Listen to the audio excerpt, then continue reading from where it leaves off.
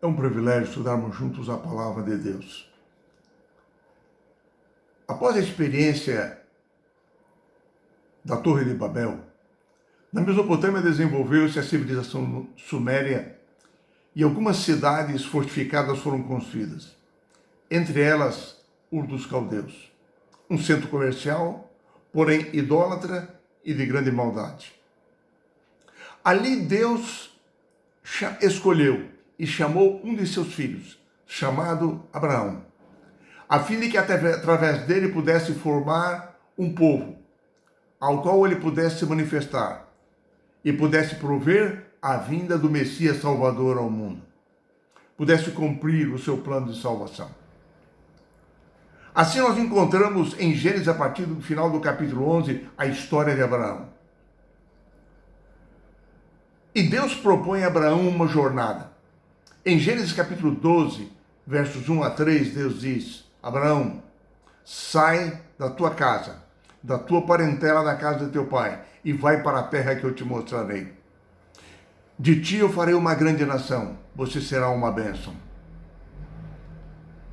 A ordem de Deus era impressionante. Envolvia a promessa de uma terra que Deus lhe mostraria como herança. Uma descendência que nasceria dele e uma nova nação que seria estabelecida. Pela fé, Abraão creu no Senhor. E no verso áureo da lição desta semana nós lemos: pela fé, Abraão, quando chamado, obedeceu, a fim de ir a um lugar que devia receber como herança. E partiu sem saber para onde ia. A jornada de Abraão teve várias etapas e inúmeros desafios. O primeiro deles era uma jornada de fé completa, confiança e dependência de Deus.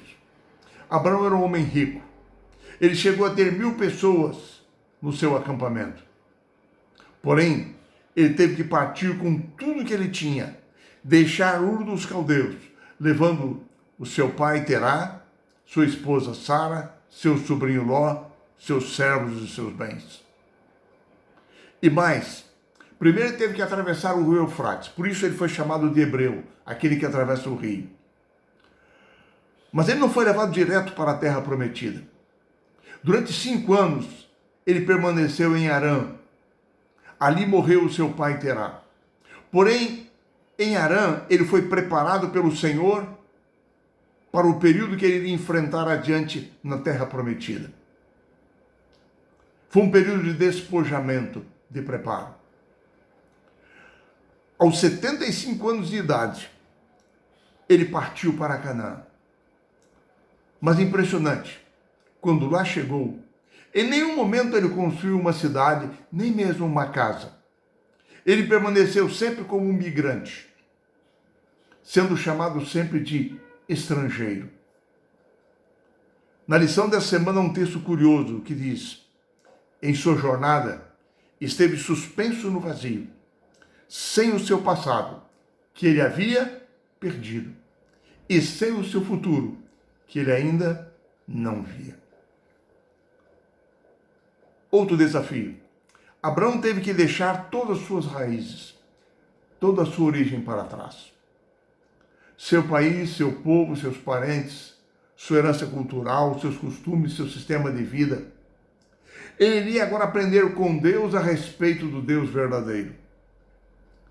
Deus lhe dizia: deixe tudo que você é, tudo que você aprendeu até hoje, e aprenda comigo. E mais, todas as pessoas que estavam com Abraão, da sua família, dos seus servos, deveriam estar envolvidas na sua missão, assim como todos os seus servos foram circuncidados. E mais, Deus fez a Abraão o desafio de que ele fosse adiante, numa viagem só de ida, sem volta. Eu vou lhe mostrar, caminhe pela fé. A primeira prova que Abraão teve que enfrentar quando chegou em Canaã foi que havia fome naquela região. Ele construiu um altar em Betel, adorou o Senhor, e Deus lhe mostrou que aquela era a terra prometida. Porém ele pensou, como vou manter esse acampamento? Quase 1000 pessoas. Assim é que ele tomou uma decisão. O Egito ao sul era então um forte reino, beneficiado por ser construído às margens do Nilo. Havia sempre ali provisão de água e de alimentos. E diante da fome que havia na Palestina, pareceu-lhe o Egito ser uma boa opção. Assim, Abraão desceu para o Egito. Mas com isso ele deixou de confiar na provisão de Deus, no plano de Deus para com ele. Na sua falta de confiança, ele demonstrou a sua fraqueza, a sua imperfeição humana. E ele chegou mesmo a ocultar o fato de que Sara era sua esposa. Ele foi repreendido pelo faraó porque pragas foram lançadas por Deus sobre a casa de faraó. Depois de receber de faraó provisões, ele voltou humildemente para Canaã. E agora ele retorna para Betel. A viagem para o Egito havia sido uma jornada de desvio de rota. E em Betel ele se reconsagra ao Senhor. Se reconecta com Deus. E agora Deus lhe aparece novamente. E Deus lhe dá novas orientações. Mas interessante, logo que a sua reconexão aconteceu com Deus, ele foi posto à prova. Quando teve que lidar com seu sobrinho Ló, porque eles estavam em grande número e a terra era insuficiente para os dois. Ele, no ato de benevolência, permitiu que o seu sobrinho escolhesse primeiro, demonstrando grandeza de caráter.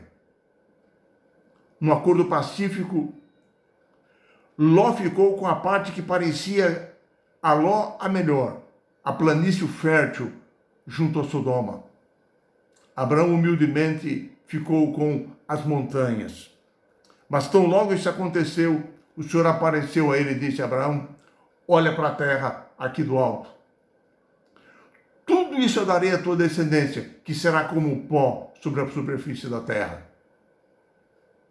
E Deus renovou a sua aliança, a sua promessa a Abraão. Abraão percebia que ele recebia a terra não por sua escolha, como havia feito Ló, mas pela graça de Deus. Ele devia apropriar-se da terra pela fé. Se ele fosse fiel e obediente ao Senhor, todas as bênçãos que Deus lhe prometera ocorreriam. Ali, ele decidiu morar em Hebrom, nas montanhas. Edificou em Hebrom um altar ao Senhor. Mas, pouco tempo depois, surgiu uma nova crise. Os reinos cananeus que habitavam a Palestina eram reinos pequenos. Os reinos da Mesopotâmia, nesse tempo, também eram reinos pequenos. E eis que, de vez em quando, os reinos babilônios faziam incursões até a Palestina, pretendendo dominar a terra, cobrar impostos, saqueá-la. E os reis cananeus, de vez em quando, tinham que se reunir em coalizões para se defenderem e para manterem a soberania da terra. Em Gênesis 14, nós encontramos a primeira guerra mencionada na Bíblia. 4 exércitos da Mesopotâmia invadiram a Palestina. E 5 reis cananeus fizeram uma coalizão para se defenderem. Abraão não se envolveu na guerra. Não havia necessidade. Por que ele devia ficar neutro?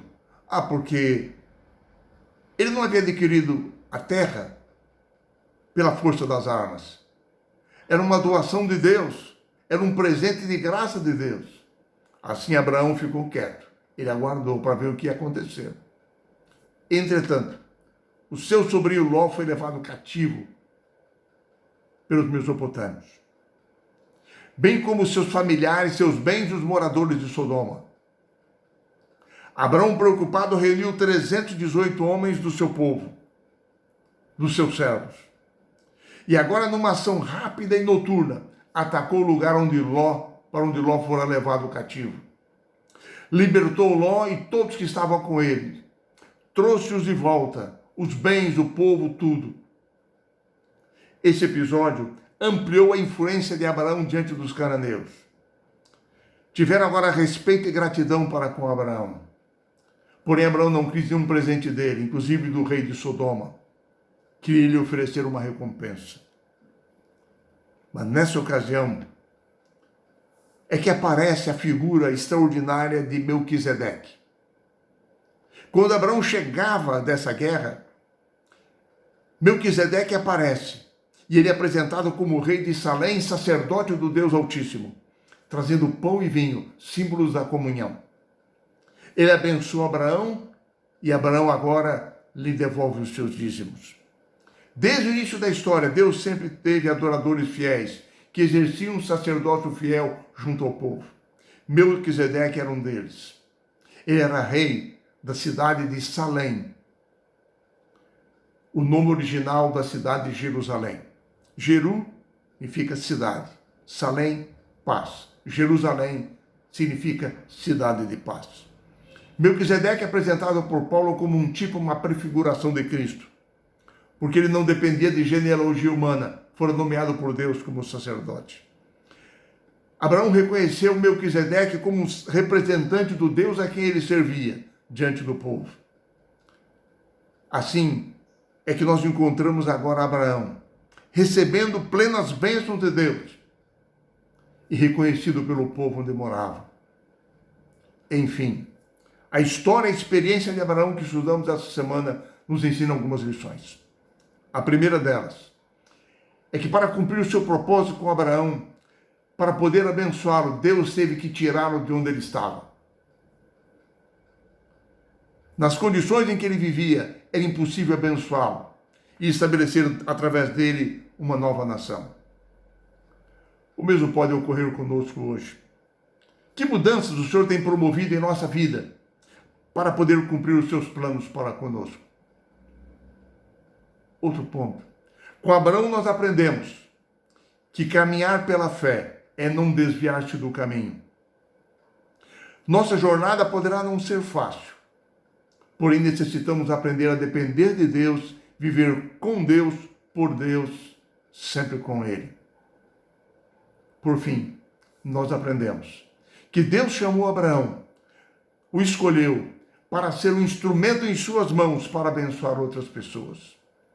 O mesmo Deus quer fazer hoje com você e comigo. Que o Senhor nos abençoe e que nos encha da fé de Abraão para servirmos hoje e sempre ao Senhor nosso Deus.